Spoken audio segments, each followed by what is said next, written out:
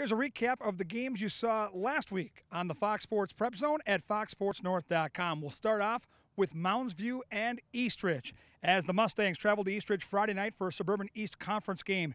Ethan DeCaster's first quarter interception for the Mustangs set up an 11-yard Jeremy Redmond rushing touchdown and an early 7-0 lead.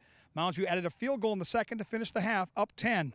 A Jimmy Jagger rushing touchdown closed out the scoring with under 2 minutes left in the game. The Mustangs defense came up with big plays all night, winning the field position battle and not allowing the Raptors offense to ever get on track. Final score, Mounds View 17, Eastridge nothing. We move on to Champlin Park at Blaine, and what an entertaining game this was.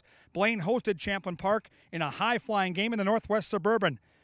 Duke Anyawa showed his strength with an early fourth-down quarterback keeper to take the lead. On an ill-advised pass by the Bengals, next possession was picked off by Anthony Hill and returned 55 yards for the touchdown to tie the game at 7.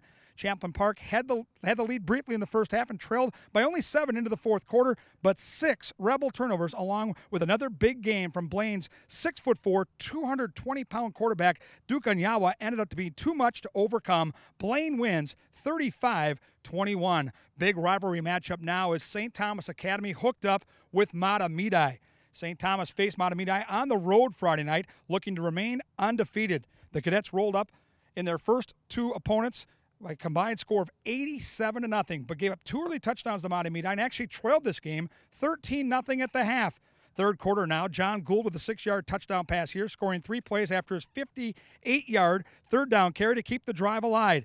A Hootie Hooble 38-yard touchdown run gave St. Thomas a 1-point lead later in the quarter, and John Gould's late touchdown scramble secured a very enterprising and hard-fought 21-13 win.